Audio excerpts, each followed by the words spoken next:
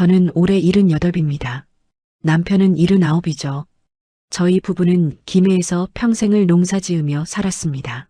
새벽같이 일어나 논밭에 나가고 해질 무렵에야 집으로 돌아오는 생활을 수십 년간 반복했죠. 힘들었지만 후회는 없습니다. 그렇게 악착같이 모은 돈이 예금으로 10억 원, 그리고 땅이 2,000평이나 됐으니까요. 남편과 저는 허리 한번 제대로 펴지 못하고 일했습니다. 손에 굳은 살이 박이고 얼굴이 그을려도 괜찮았어요. 아들 하나 잘 키워서 좋은 사람 만나 행복하게 살게 해주고 싶었거든요. 아들은 결혼한 지 12년째입니다. 며느리를 정말 많이 좋아했어요.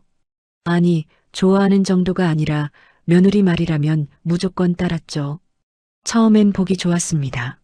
부부 사이가 좋으면 그게 제일이잖아요. 하지만 시간이 지나면서 조금씩 걱정이 들기 시작했어요. 며느리가 하자는 대로만 하는 아들을 보면 왠지 모르게 불안했습니다. 남편도 가끔 저한테 말했죠. 여보, 아들이 너무 며느리한테 휘둘리는 거 아닌가? 저도 그런 생각이 들긴 했지만 아들이 행복해 보이니 뭐라 하기가 어려웠습니다. 부부 일은 부부가 알아서 하는 거니까요. 그냥 넘어갔죠. 며느리는 친정 부모님과 굉장히 가까웠습니다. 사돈 부부는 전주에서 40년 동안 비빔밥집을 운영했습니다. 장사가 꽤 잘 됐나 봐요. 재산이 저희 부부와 비슷한 수준이라고 들었습니다. 사돈도 저희처럼 평생 열심히 일해서 모은 거겠죠. 저희는 손자 교육을 위해 매달 50만 원씩 보냈습니다. 아들이 서울에서 직장 생활하며 애를 키우기 쉽지 않을 거라 생각했어요. 조금이라도 보태주고 싶었죠. 학원비며 책값이며 뭐 들어갈 데가 한두 군데가 아니잖아요. 남편은 처음에 조금 망설였습니다. 애가 벌써 크지 않았나? 좀 줄여도 되지 않을까? 하지만 저는 계속 보내자고 설득했어요. 손자 얼굴 보는 게 그렇게 좋을 수가 없었거든요. 명절 때마다 내려오는 손자를 보면 저절로 미소가 지어졌습니다. 키도 쑥쑥 크고 공부도 잘한다니 얼마나 대견한지 몰라요. 명절 때는 아들 내외에게 각각 50만 원씩 용돈을 줬습니다. 합치면 100만 원이죠. 적은 돈은 아닙니다. 하지만 저희가 줄 수 있는 건 그것뿐이었어요. 농사일로 번 돈이지만 아들한테 쓰는 건 아깝지 않았습니다. 아들이 생활비에 보탰으면 좋겠다 싶었죠. 며느리한테도 당연히 똑같이 줬습니다. 며느리도 우리 가족이니까요. 생활비에 보태 쓰거라. 요즘 물가가 얼마나 비싼데. 그렇게 말하며 돈을 건네면 아들과 며느리는 고맙다고 인사했습니다. 그럴 때마다 저는 뿌듯했어요. 우리 아들 잘 키웠다는 생각이 들었죠. 남편도 흐뭇한 표정을 지었습니다. 김해에서의 생활은 평온했습니다. 이제는 농사일도 많이 줄였어요. 나이가 들어서 예전처럼 일하기 힘들었거든요. 그래도 텃밭 정도는 가꿨습니다. 상추며 고추며 토마토며 심어놓고 가꾸는 재미가 쏠쏠했죠. 남편과 저는 아침마다 산책을 나갔습니다. 동네 한 바퀴 도는데 30분 정도 걸렸어요. 그 시간이 참 좋았습니다. 손을 꼭 잡고 걸으면서 이런저런 얘기를 나눴죠. 오늘 날씨 참 좋네. 그러게. 이럴 때 산책하니까 기분이 좋아. 별것 아닌 대화였지만 행복했습니다. 평생을 함께한 부부니까요. 이제는 말을 하지 않아도 서로가 무슨 생각을 하는지 알 것 같았어요. 저희 집은 단층 집입니다. 마당도 제법 넓었죠. 봄에는 꽃이 피고 여름에는 나무가 우거졌습니다. 가을엔 낙엽이 떨어지고 겨울엔 눈이 쌓였죠. 계절이 바뀔 때마다 마당 풍경도 달라졌어요. 저는 그 변화를 지켜보는 게 좋았습니다. 아침에 일어나 마당을 바라보면 마음이 편안해졌거든요. 명절이 다가오면 저는 미리 준비를 시작했습니다. 아들네 가족이 올 테니까요. 집안 구석구석 청소하고 음식 재료도 장봐놓고 이불도 새로 빨아서 말렸죠. 손자가 좋아하는 간식도 잔뜩 사놨습니다. 남편은 그런 저를 보며 웃었어요. 아들이 오는 게 그렇게 좋아? 당연하지. 손자 얼굴도 보고. 실제로 명절은 제게 가장 행복한 날이었습니다. 1년에 몇 번 안 되는 가족 모임이잖아요. 아들네 가족이 도착하면 현관문부터 확 열어젖히고 반겼습니다. 손자는 제일 먼저 뛰어와서 안겼죠. 그 순간만큼은 세상 모든 게 다 괜찮았어요. 이렇게 평범하지만 소중한 일상이 계속되리라 믿었습니다. 아무 일도 일어나지 않을 거라 생각했죠. 하지만 그건 제 착각이었습니다. 추석이 다가왔습니다. 저는 일주일 전부터 준비를 시작했어요. 집 안대 청소는 기본이었죠. 거실 구석구석 걸레질하고 창문도 닫고 마당도 쓸었습니다. 남편은 장독대 주변을 정리했어요. 저는 시장에 가서 장을 봤습니다. 아들이 좋아하는 갈비도 사고 손자가 좋아하는 과일도 한가득 샀죠. 며느리가 좋아한다던 나물도 빠뜨리지 않았습니다. 이번엔 뭘 해줄까? 남편한테 물어보니 고개를 갸우뚱했어요. 그냥 평소처럼 하면 되지. 맞는 말이었습니다. 하지만 저는 매번 뭔가 특별한 걸 해주고 싶었어요. 아들네 가족이 맛있게 먹는 모습을 보는 게 그렇게 행복할 수가 없었거든요. 추석 당일 아침 저는 새벽부터 일어나 음식을 준비했습니다. 전도 부치고 나물도 무쳤죠. 갈비찜도 푹 끓였습니다. 남편은 상을 차리는 걸 도와줬어요. 오전 11시쯤 아들네 차가 마당에 들어섰습니다. 저는 앞치마를 벗으며 현관으로 뛰어나갔어요. 왔구나. 손자가 제일 먼저 내렸습니다. 키가 또 컸더라고요. 저는 손자를 꼭 안았죠. 아들과 며느리도 차례로 내렸습니다. 며느리는 평소보다 표정이 조금 굳어 보였어요. 피곤한가 싶었습니다. 서울에서 김해까지 차로 오는 게 쉽지 않았을 테니까요. 어서 들어와. 피곤했지? 네, 어머님. 안녕하세요. 며느리가 인사를 했습니다. 목소리에 힘이 없었어요. 아들은 평소와 다름없이 밝았죠. 남편도 나와서 반갑게 맞이했습니다. 저희는 모두 거실로 들어갔어요. 배고프지? 밥 먹자. 제가 준비한 음식들을 상에 올렸습니다. 갈비찜, 전, 나물, 그리고 과일까지. 상이 푸짐했죠. 손자는 눈을 반짝이며 갈비를 집어 먹었어요. 아들도 맛있게 먹었습니다. 하지만 며느리는 조금씩만 먹더라고요. 입맛이 없는 것 같았습니다. 며느리야, 많이 먹어. 내가 좋아한다던 고사리 나물도 했어. 네, 잘 먹겠습니다. 며느리는 미소를 지었지만 어딘가 어색했어요. 저는 그냥 피곤해서 그런가 보다 생각했습니다. 식사를 마치고 차를 마시며 이런저런 얘기를 나눴죠. 손자 학교 얘기, 아들 직장 얘기, 날씨 얘기까지. 평범한 대화였습니다. 오후가 되자 아들이 용돈 봉투를 꺼냈습니다. 저는 그게 당연하다고 생각하지는 않았어요.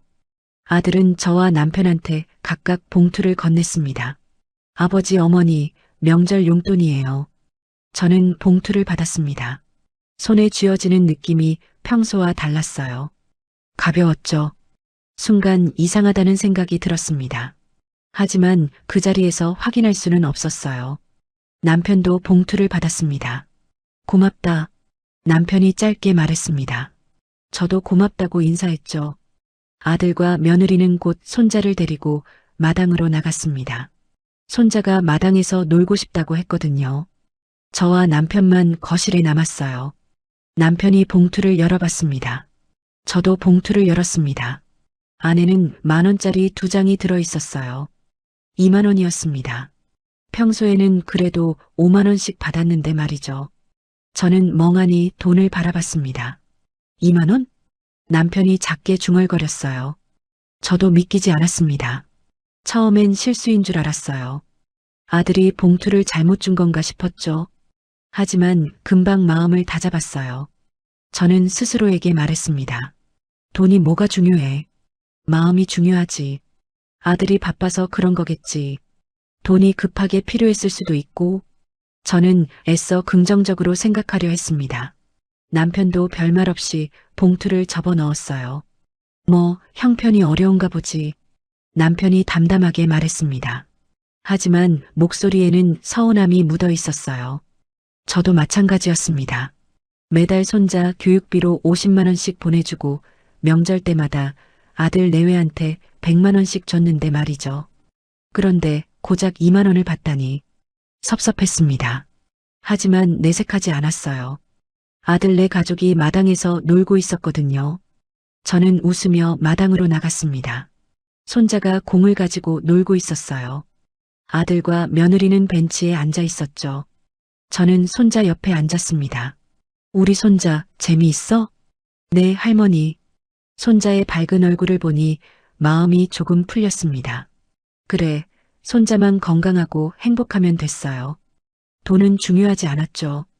저는 그렇게 스스로를 위로했습니다. 해가 지기 시작했습니다. 아들 네 가족은 전주에 있는 사돈네로 갈 준비를 했어요. 저는 손자한테 간식을 한가득 싸줬습니다. 며느리는 고맙다고 말했지만 표정은 여전히 굳어 있었어요. 아들은 평소처럼 밝게 인사했습니다. 어머니, 아버지, 건강히 계세요. 그래, 조심해서 가거라. 남편이 손을 흔들며 말했습니다. 저도 손을 흔들었죠. 차가 마당을 빠져나가는 걸 지켜봤습니다. 여보, 괜찮아요? 제가 물었습니다. 남편은 고개를 끄덕였어요. 괜찮아. 뭐? 하지만 괜찮지 않았습니다. 저도 남편도 마음 한구석이 무거웠어요. 2만 원이라는 금액이 문제가 아니었습니다. 그 안에 담긴 마음이 서운했던 거죠. 며칠이 지났습니다. 일상은 다시 평범하게 흘러갔어요. 남편과 저는 아침마다 산책을 나갔습니다. 텃밭도 가꿨죠. 하지만 마음 한구석에는 묘한 기분이 남아 있었어요. 뭔가 개운치 않은 느낌이었습니다. 저는 그 기분을 떨쳐내려 애썼지만 잘 되지 않았어요. 남편도 비슷한 것 같았습니다. 평소보다 말수가 줄었거든요. 여보, 신경 쓰지 마요. 아들이 사정이 있었겠죠. 제가 먼저 말을 꺼냈습니다. 남편은 고개를 끄덕였어요. 그래, 그러겠지. 하지만 둘 다 확신이 없었습니다. 뭔가 석연치 않은 느낌만 계속 남아 있었죠. 저는 그저 시간이 지나면 잊혀지겠거니 생각했습니다. 그런데 그게 아니었어요. 곧 더 큰 충격이 저를 기다리고 있었습니다. 추석이 지나고 한 달쯤 지났을까요? 저는 전주에 볼 일이 생겼습니다. 옛날 친구 중 한 명이 아파서 병문안을 가기로 했거든요. 남편한테 말했더니 혼자 다녀오라고 했어요. 자기는 집에서 쉬겠다고 했죠. 저는 아침 일찍 버스를 탔습니다. 전주에 도착하니 점심때가 됐어요. 친구 병문안을 가기 전에 밥부터 먹어야겠다 싶었습니다. 그때 문득 안사돈 생각이 났죠. 전주에 사니까 한번 연락해볼까 싶었어요. 평소에 자주 연락하는 사이는 아니었습니다. 하지만 가끔 이렇게 만나면 반가웠거든요. 안사돈한테 전화를 걸었습니다. 몇 번의 신호음 끝에 안사돈이 받았어요.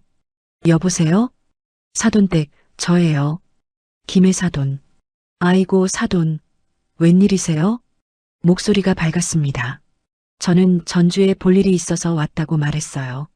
점심이나 같이 먹자고 했죠. 안사돈은 좋다고 했습니다. 1시간 후에 시내 한 식당에서 만나기로 약속했어요. 약속 시간에 맞춰 식당에 도착했습니다. 안사돈은 이미 와 있었어요. 오랜만에 보는 얼굴이었죠. 저희는 반갑게 인사를 나눴습니다. 사돈댁, 오랜만이에요. 그러게요. 얼마 만인지 모르겠네. 자리에 앉아 메뉴를 봤습니다. 안사돈이 비빔밥을 추천했어요. 전주 비빔밥이 유명하잖아요. 저도 비빔밥을 시켰죠. 음식이 나오길 기다리며 이런저런 얘기를 나눴습니다. 날씨 얘기, 건강 얘기, 동네 얘기까지. 음식이 나왔습니다. 비빔밥을 비벼서 한 숟가락 떠먹었어요. 맛있었습니다. 안사돈도 맛있게 드시더라고요. 저희는 밥을 먹으며 계속 대화를 이어갔죠. 그러다가 안사돈이 며느리 얘기를 꺼냈습니다. 우리 사위랑 딸이 참 착해요. 얼마나 잘해주는지 몰라. 저는 고개를 끄덕였습니다. 며느리가 안사돈한테 효도를 잘한다는 건 알고 있었으니까요. 안사돈이 환하게 웃었습니다. 그리고는 자랑을 시작했어요. 명절 때마다 용돈을 200만 원씩 주더라고요. 저희 둘 다 합쳐서요. 저는 숟가락을 든 채로 멈췄습니다. 200만 원이라고요? 제가 잘못 들은 건가 싶었어요.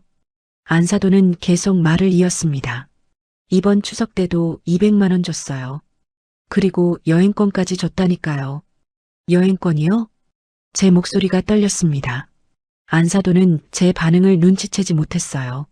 네, 국내 여행권이요. 제주도 3박 4일 패키지래요.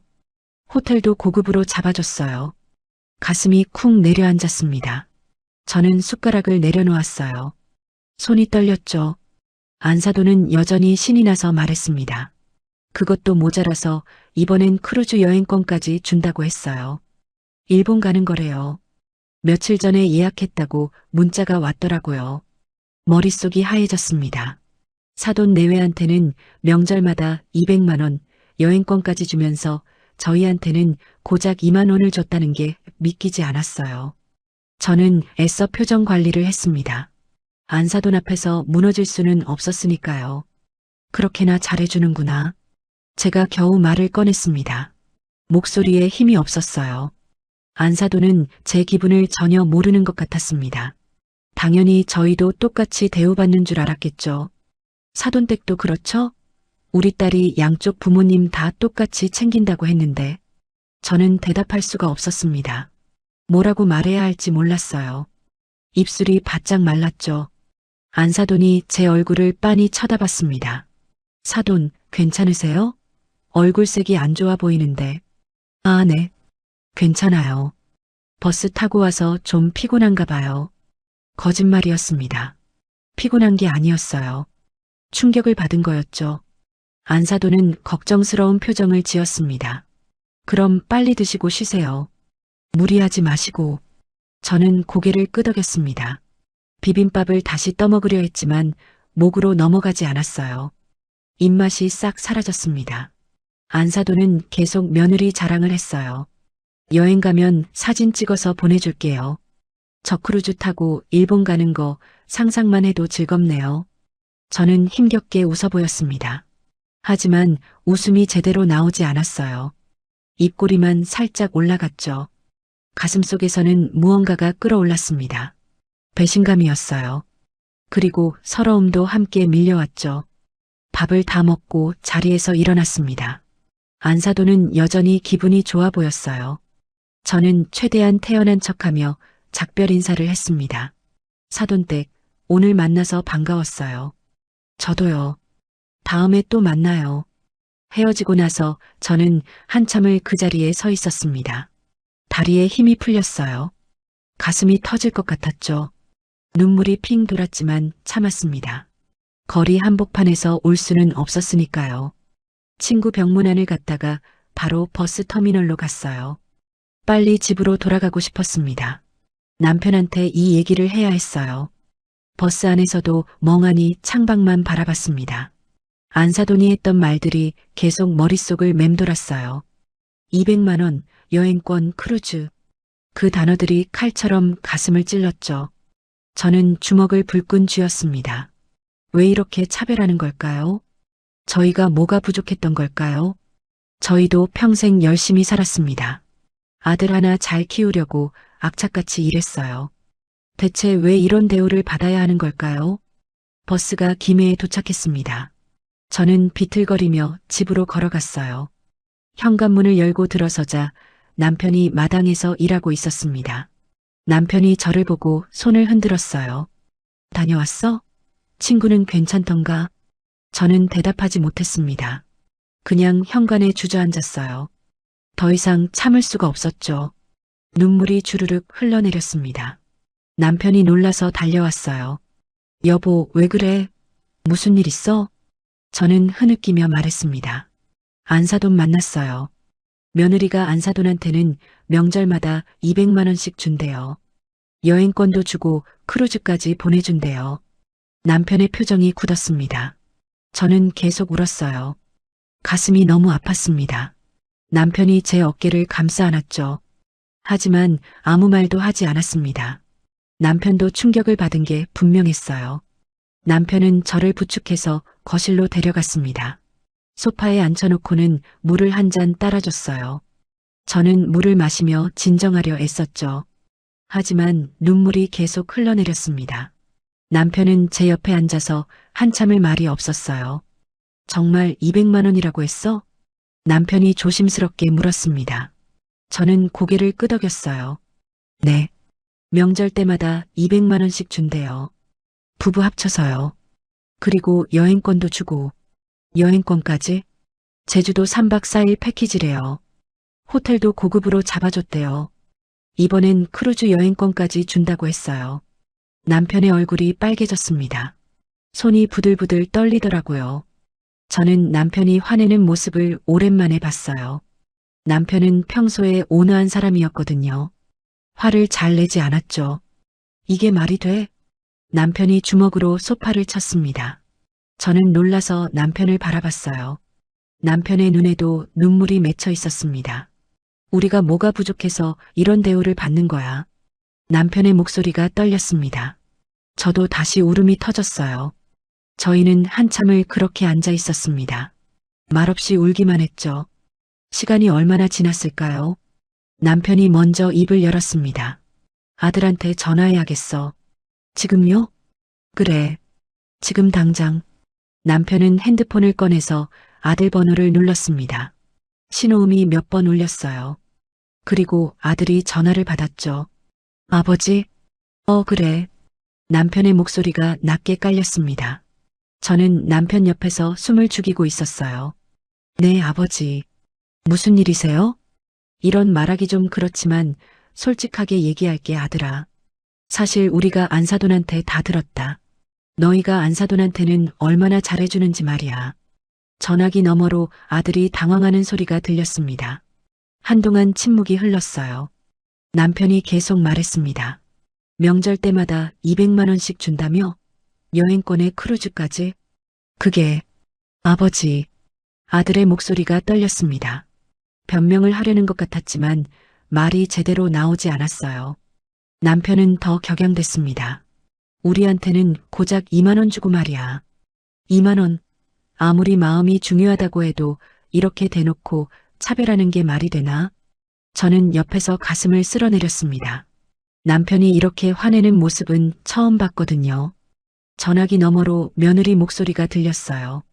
여보, 뭐래? 며느리가 아들한테 묻는 소리였습니다. 아들이 뭐라고 대답하는 소리도 들렸죠. 그러더니 수화기 너머로 며느리의 말이 자그마하게 들렸습니다. 2만 원도 감사하셔야지, 참나. 그 순간 남편의 얼굴이 새파랗게 질렸습니다. 손이 부들부들 떨리고 있었죠. 뭐라고? 지금 뭐라고 했어? 남편이 다시 물었습니다. 하지만 어느 누구 대답이 없었어요. 전화기 너머로 아들과 며느리가 다투는 소리만 들렸죠. 저는 남편의 팔을 잡았습니다. 너무 흥분하면 몸에 안 좋을 것 같았거든요. 그때 아들이 말했어요. 어머니, 죄송합니다. 제가 잘못했어요. 아들의 목소리가 떨렸습니다. 너 며느리 눈치만 보고 살 거야? 평생? 아니에요, 어머니. 그게 아니라. 됐어. 이제 우리도 너희한테 기대 안 할게. 저는 전화를 끊어버렸습니다. 손이 떨렸어요. 전화기를 소파에 던지고는 주저앉았죠. 남편도 옆에 주저앉았습니다. 저희는 한참을 그렇게 앉아 있었어요. 우리가 뭘 잘못한 걸까요? 제가 물었습니다. 남편은 고개를 저었어요. 핸드폰이 다시 울렸습니다. 아들이었어요. 남편이 전화를 받으려 했지만 저는 손을 저었죠. 받지 마세요. 하지만 됐어요. 더 이상 얘기하고 싶지 않아요. 남편은 핸드폰을 내려놓았습니다. 전화벨 소리가 계속 울렸지만 저희는 받지 않았어요. 결국 벨소리가 멈췄습니다. 저녁이 됐지만 밥을 먹을 기분이 아니었습니다. 저는 그냥 침대에 누웠어요. 남편도 옆에 누웠죠. 천장만 바라보며 말없이 시간을 보냈습니다. 여보, 남편이 조용히 불렀습니다. 저는 남편을 바라봤어요. 이제 어떻게 할까요? 제 질문에 남편은 한참을 생각하더니 대답했습니다. 더 이상 도와주지 말아요. 손자 교육비도 끊고 용돈도 주지 말고. 저는 남편의 말을 듣고 가슴이 아팠습니다. 손자 얼굴이 떠올랐거든요. 하지만 남편 말이 맞았어요. 그래요. 그렇게 해요. 저는 고개를 끄덕였습니다. 남편이 제 손을 꼭 잡았어요. 저희는 그렇게 밤을 보냈습니다. 잠이 오지 않았죠. 며느리가 했던 말이 계속 머릿속을 맴돌았습니다. 2만 원도 감사하라는 말. 그 말이 가슴에 박힌 칼처럼 아팠어요. 다음 날 아침이 밝았습니다. 저와 남편은 결심했어요. 이제는 아들한테 기대하지 않기로, 우리 둘이서 남은 여생을 잘 살기로 서로를 바라보며 다짐했습니다. 더 이상 상처받지 않겠다고, 더 이상 서러워하지 않겠다고, 이제는 우리를 위해 살겠다고 말이에요. 아침 햇살이 창문을 통해 들어왔습니다. 하지만 저는 일어날 기력이 없었어요. 밤새 한숨도 못 잤거든요. 옆을 보니 남편도 눈을 뜨고 천장을 바라보고 있었습니다. 남편도 잠을 못 잔 게 분명했어요. 여보, 일어났어요? 제가 물었습니다. 남편이 고개를 돌리며 저를 바라봤어요. 잠이 안 오더라고. 저도요. 저희는 침대에서 일어나 거실로 나왔습니다. 평소 같으면 아침 산책을 나갔을 시간이었어요. 하지만 오늘은 그럴 기분이 아니었죠. 남편이 주방으로 가서 물을 끓였습니다. 저는 소파에 앉아서 멍하니 창밖을 바라봤어요. 남편이 차를 2잔 들고 왔습니다. 제 앞에 한 잔을 놓고 옆에 앉았죠. 저는 따뜻한 차를 마셨습니다. 목으로 넘어가는 느낌이 간신히 느껴졌어요. 여보, 남편이 먼저 입을 열었습니다. 저는 남편을 바라봤어요. 이제 그만합시다. 뭐요? 어제 얘기했던 대로 아들한테 기대하는 거. 더 이상 아들한테 기대하지 맙시다. 그래요. 이제 그만해요. 저도 고개를 끄덕였습니다. 남편이 제 손을 잡았어요. 평생 아들 하나만 바라보고 살았는데 이런 대우를 받다니. 억울해. 남편의 눈에서 눈물이 흘렀습니다. 울음을 그치고 나서 남편이 말했습니다. 손자 교육비부터 끊어야겠어. 그래요. 그렇게 해요. 저는 손자 생각에 가슴이 아팠습니다. 손자는 잘못이 없었거든요. 하지만 어쩔 수 없었어요. 며느리가 저희를 이렇게 대하는데 계속 도와줄 수는 없었습니다. 남편은 컴퓨터를 켰습니다. 인터넷 뱅킹에 접속해서 자동이체를 확인했어요. 매달 25일에 50만 원씩 아들 계좌로 들어가게 설정돼 있었죠. 남편이 마우스를 움직여 자동이체 해지 버튼을 눌렀습니다. 정말 해지할까요?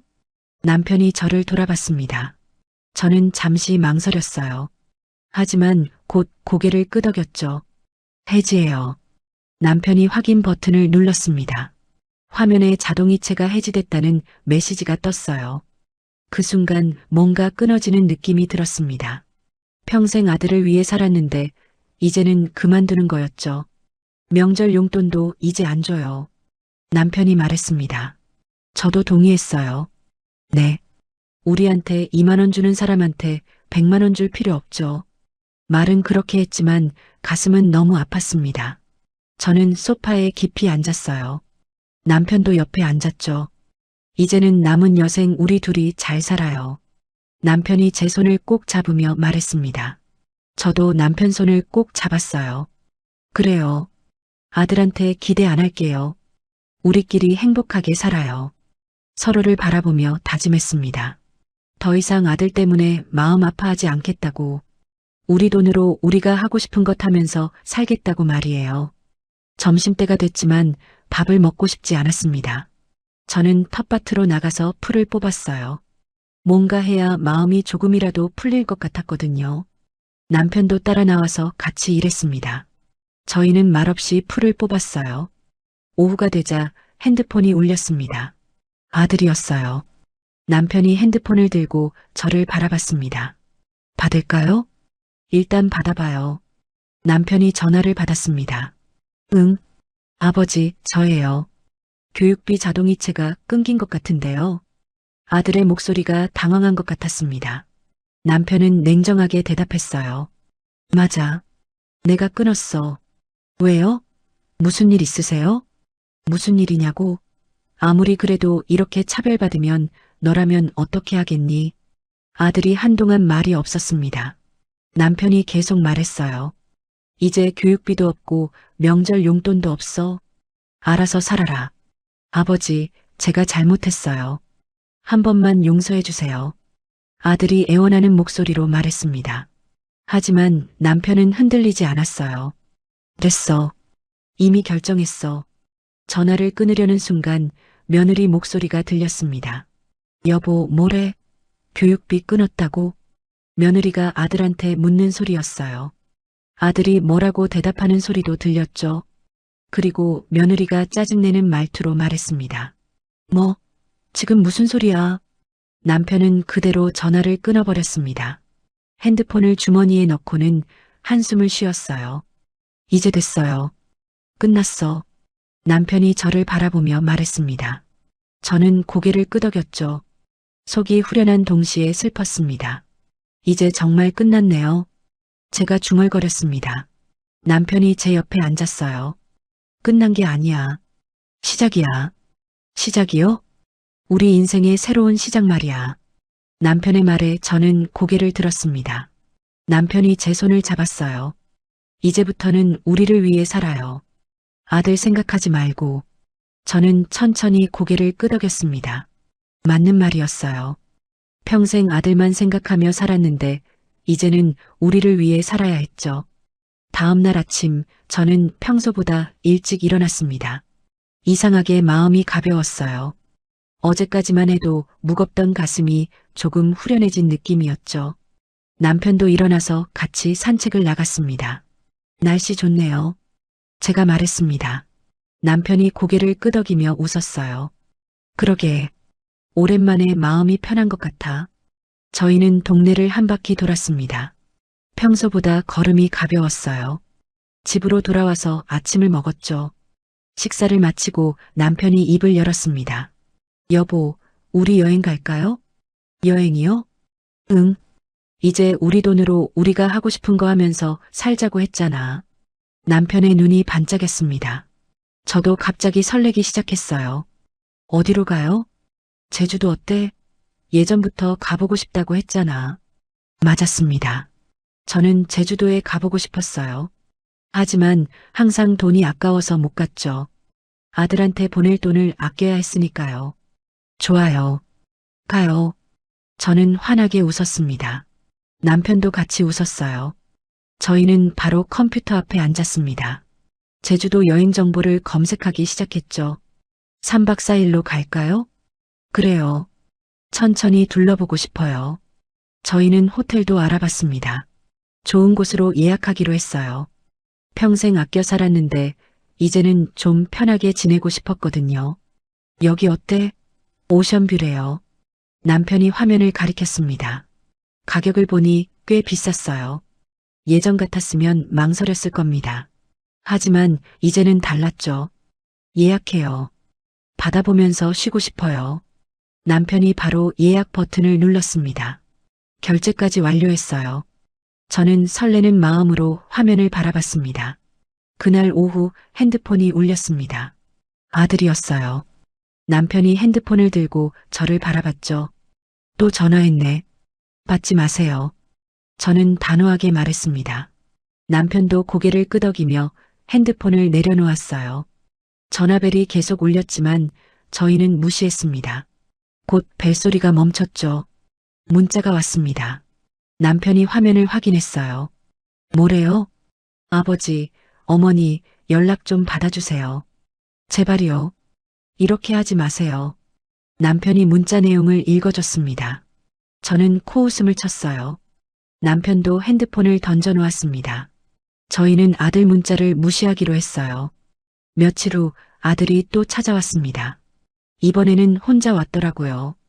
현관 초인종을 계속 눌렀어요. 어머니, 아버지, 계시죠? 문 좀 열어주세요. 아들이 밖에서 소리를 질렀습니다. 저와 남편은 거실에 앉아 있었어요. 문을 열어줄 생각이 없었죠. 아들의 목소리가 점점 커졌습니다.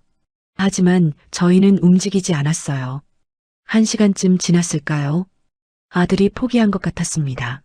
차 시동 거는 소리가 들렸고 곧 차가 떠났죠. 가슴이 너무 아프네요. 제가 중얼거렸습니다. 남편이 제 손을 잡았어요. 하지만 이렇게 해서라도 우리가 얼마나 서운했는지를 알려줄 필요가 있을 것 같아. 맞는 말이었습니다. 하지만 여전히 마음 한구석이 아팠어요. 그래도 흔들리지 않기로 했습니다. 다음 주가 됐습니다. 저와 남편은 제주도 여행을 떠났어요. 공항에 가는 내내 설렜죠. 비행기를 타본 지도 정말 오래됐습니다. 여보, 떨려요. 제가 남편한테 말했습니다. 남편도 긴장한 표정이었어요. 나도. 근데 기대돼. 비행기가 이륙했습니다. 창밖으로 구름이 보였어요. 너무 아름다웠죠. 저는 남편 손을 꼭 잡았습니다. 제주도에 도착해서 호텔로 갔습니다. 오션뷰 객실이었어요. 문을 열고 들어가니 넓은 창문 너머로 바다가 보였죠. 와, 정말 예쁘다. 저는 창가로 달려갔습니다. 바다가 파랗게 빛났어요. 남편도 옆에 섰죠. 우리 잘 왔어. 남편이 제 어깨를 감싸 안았습니다. 저는 행복했어요. 오랜만에 느끼는 진짜 행복이었죠. 사흘 동안 제주도를 여행했습니다. 한라산도 가고 해변도 걷고 맛있는 것도 많이 먹었어요. 돈 걱정 없이 하고 싶은 걸 다 했죠. 남편과 저는 계속 웃었습니다. 마지막 날 저녁 호텔 객실에서 바다를 바라보며 남편이 말했습니다. 여보, 다음엔 일본 온천 여행 어때? 일본이요? 응. 온천 좋아하잖아. 우리 거기도 가보자. 저는 고개를 끄덕였습니다. 가슴이 벅차올랐어요. 좋아요. 가요. 우리 하고 싶은 거 다 해요. 남편이 웃으며 제 손을 잡았습니다. 저희는 그렇게 약속했어요. 이제는 아들 생각 안 하고 우리를 위해 살기로 말이죠. 집으로 돌아오는 비행기 안에서 저는 생각했습니다. 차별받았던 사건 때문에 가슴이 너무 아팠지만 덕분에 저희 인생을 되찾은 것 같았죠. 평생 아들만 보고 살았는데 이제는 우리를 볼 수 있게 됐으니까요. 김해 집에 도착했습니다. 익숙한 마당이 보였어요. 하지만 예전과는 느낌이 달랐죠. 더 이상 아들 기다리는 집이 아니었습니다. 저희 부부만의 집이 된 거예요. 여보, 배고파요. 뭐 해 먹을까요? 남편이 물었습니다. 저는 웃으며 대답했어요. 우리 외식할까요? 오랜만에 맛있는 거 먹어요. 남편이 좋다고 했습니다. 저희는 짐도 풀지 않고 바로 나갔어요. 동네 맛집에서 저녁을 먹었죠. 음식이 정말 맛있었습니다. 여보, 행복해요. 제가 말했습니다. 남편이 환하게 웃었어요. 나도. 우리 이제부터 계속 이렇게 살아요. 저는 고개를 끄덕였습니다. 이제는 정말 새로운 시작이었어요.